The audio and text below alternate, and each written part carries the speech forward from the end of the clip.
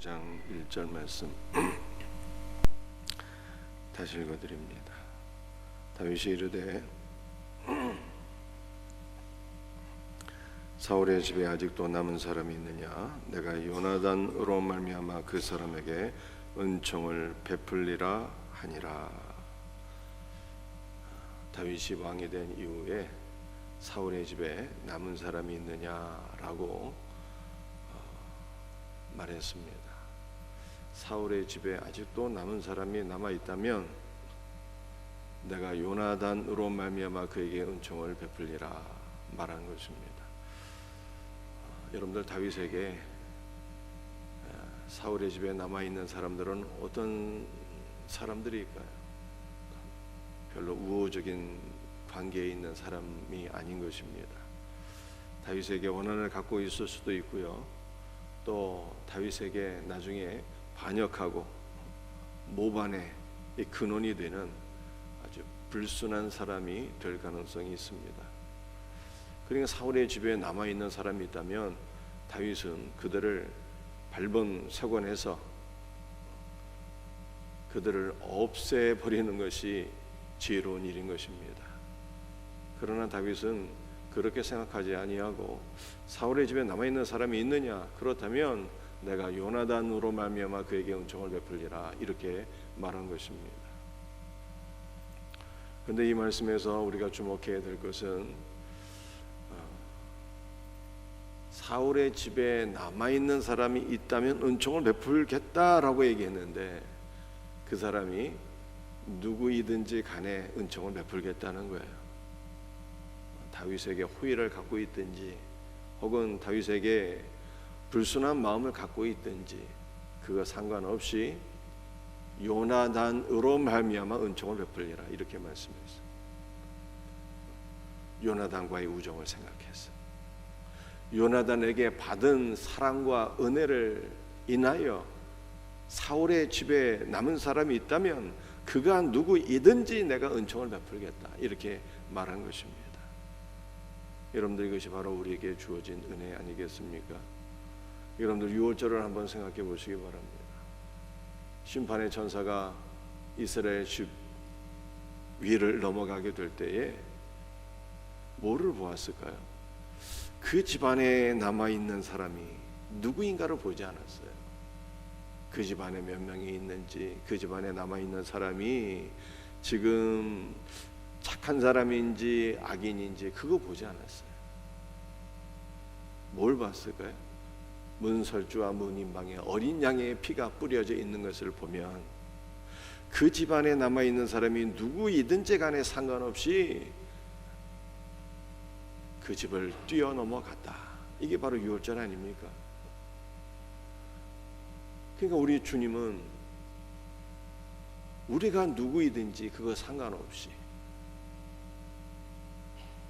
예수 그리스도로 말미암아 우리에게 은혜를 베푸신다, 이렇게 말씀하고 있는 거예요. 우리가 누구이든지 간에 우리가 주 예수 그리스도를 믿기만 하면, 주 예수 그리스도의 피가 우리의 심령에 흐르기만 하면 우리가 어떤 사람이든지 간에 아버지 하나님은 주 예수 그리스도로 인하여 우리에게 은총을 베풀어 주신다라고 하는 말씀입니다. 그러므로 오늘 하루도 주 예수 그리스도를 인하여 여러분에게 하나님의 은총이 임할 것을 믿으시기를 바랍니다. 5절 말씀 읽겠습니다. 다윗 왕이 사람을 보내어 로드발 암멜의 아들 마길의 집에서 그를 데려오니. 다윗이 수소문을 해보니까 사울의 집에 남아있는 사람을 발견하게 되었어요. 그런 누구입니까? 요나단의 아들 무비보셋이었어요. 그런데 이 무비보셋이 아주 장기간 로드발 암멜의 아들 마길의 집에서 기거했다라고 하는 것입니다. 얼마나 오래 기거했을까요? 상당히 오랜 시간이었어요.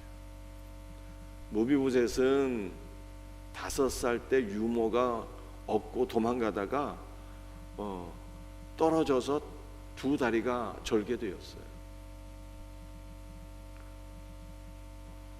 여러분들 무비보셋이 5살 때 떨어진 이유는요, 황급히 도망가다가요,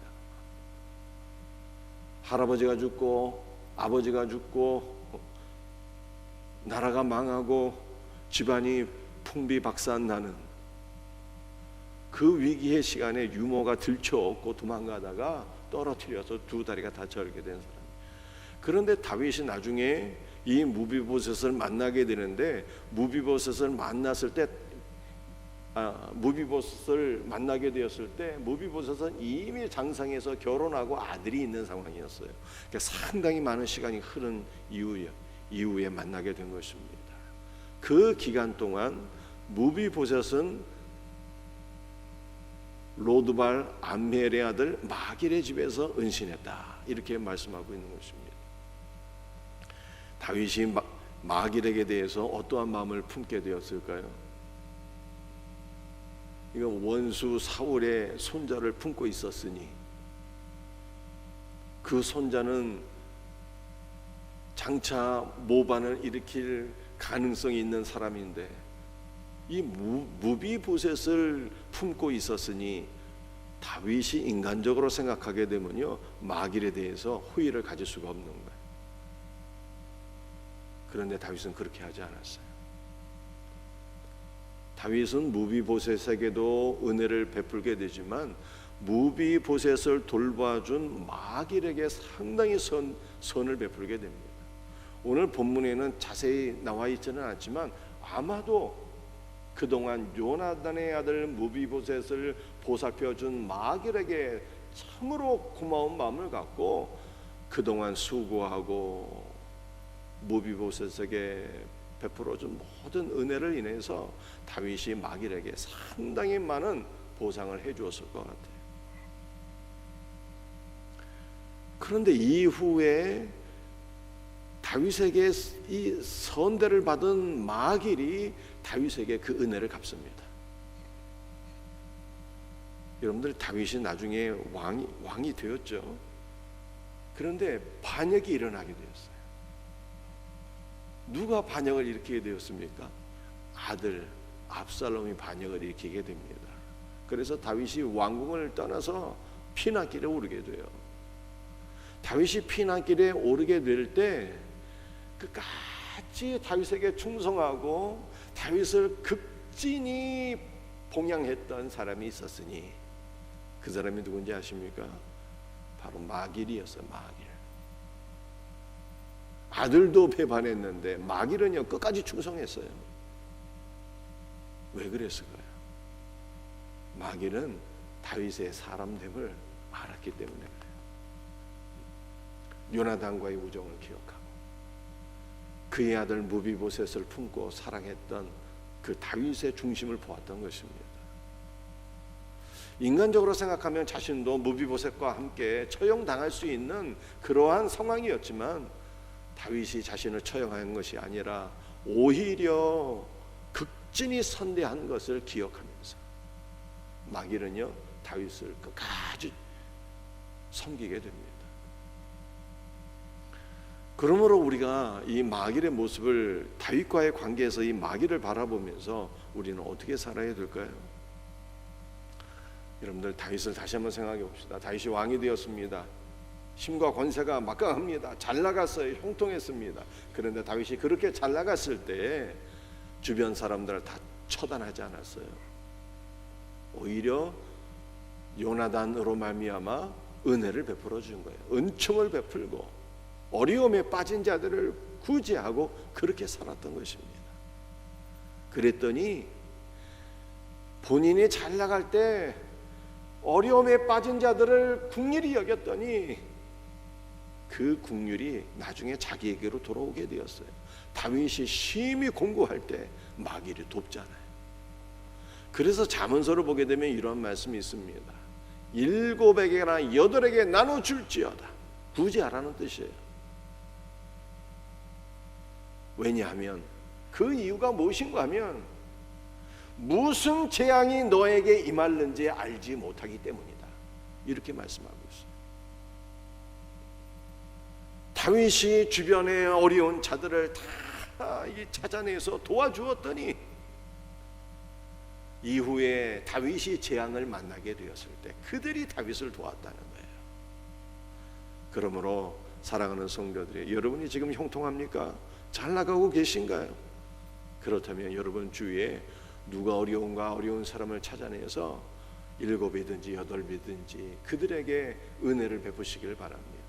나눠주시기를 바랍니다. 주님이 나에게 베풀어 주신 모든 은혜를 나눠줘야 되는 거예요. 그 이유가 무엇입니까? 이후에 여러분에게 재앙이 임할는지 고난이 찾아올지 어떻게 알겠느냐는 거예요. 여러분들이 형통할 때 은혜를 베풀면 나중에 그것이 여러분에게 그대로 돌아오게 된다는 거예요. 지혜로운 우리 성도들이 되기를 주 예수의 이름으로 축복합니다. 7절 말씀 보시겠어요? 다윗이 그에게 이르되 무서워하지 말라. 내가 반드시 내 아버지 요나단으로 말미암아 내게 은총을 베풀리라. 내가 내 할아버지 사울의 모든 밭을 내게 도로 주겠고 또 너는 항상 내 상에서 떡을 먹을지니라. 11절 하반절도 보시겠습니다. 무비보셋은 왕자 중 하나처럼 왕의 상에서 먹으니라. 다윗이 요나단의 아들 무비보셋을 발견하지 않습니까? 그런데 이 무비보셋은요 사울의 손자이기 때문에 얼마든지 이스라엘 백성들이 무비보셋을 중심으로 뭉쳐서 다윗에게 반역을 일으킬 가능성이 있는 것입니다. 그럼에도 불구하고 다윗은 요나단을 인하여 무비보셋을 자기 아들처럼 생각하면서 극진히 사랑을 베풀어 주었습니다. 여러분들 이 무비보셋에게 사랑을 베푼다 할지라도 무비보셋은 다윗에게 별로 도움이 될 수 있는 존재가 아니에요. 반역의 가능성도 있죠. 더군다나 그는 두 다리를 다 절어서 장애가 있는 사람이기 때문에 다윗에게 별 도움이 안 되는, 한마디로 말해서 무가치한 존재였어요. 그럼에도 불구하고 요나단을 인해서 무비보셋을 극진히 대우하는데 어느 정도 대우하는가 하면 마치 왕자 중 한 명으로 대우합니다. 다윗의 왕궁에 들어와서 다윗과 함께 한 밥상에서 먹고 마실 수 있는 특권을 주었어요. 얼마나 놀라운 은혜입니까? 그런데 그것이 바로 우리에게 주어진 은혜다라고 성경이 말씀하고 있는 거예요. 우리는 아버지 하나님께 무가치한 자들인데, 무가치한 존재인데 요나단으로 말미암아, 즉 예수님으로 말미암아 아버지 하나님께서 우리를 얼마나 사랑하시는지, 단지 천국 백성 정도가 아니라 하나님의 자녀로 우리를 간주하시고 우리를 아버지 하나님의 밥상에서 함께 먹고 마실 수 있는 특권을 주셨다라고 말씀하고 있습니다. 여러분들 누가 아버지 하나님과 같이 겸상할 수 있겠습니까? 아버지의 자녀만 가능한데 그것이 우리에게 주어졌다. 예수님도 그렇게 말씀하지 않으셨습니까? 볼지어다 내가 문 밖에 서서 문을 두드리노니 누구든지 내 음성을 듣고 문을 여는 자는 내가 그에게로 들어가 그와 더불어 먹고 그와 더불어 마시리라, 이렇게 말씀하셨잖아요. 우리는 예수님과 함께 먹고 마시는, 즉 예수님과 함께 모든 풍성한 은혜와 생명을 누리는 복된 존재가 되었어요. 무엇 때문에? 우리는 무가치한 존재들인데 예수님으로 말미암아 아버지 하나님께로 나아가고, 예수님으로 말미암아 아버지의 왕궁으로 들어가고, 예수님으로 말미암아 아버지와 함께 먹고 마실 수 있는 놀라운 은혜를 받게 되었으니 오늘도 이 은혜를 기억하면서 담대히 은혜의 보좌 앞으로 나가서 아버지 하나님과 함께 먹고 마실 수 있는 복된 은혜가 우리 모두에게 있기를 예수님의 이름으로 축복합니다. 말씀을 마치겠어요. 사울 왕가에 남아있는 사람들이 요나단 때문에 복을 받았던 것처럼 우리는 다 무가치한 존재들인데 예수님 때문에 복을 받게 되는 거예요.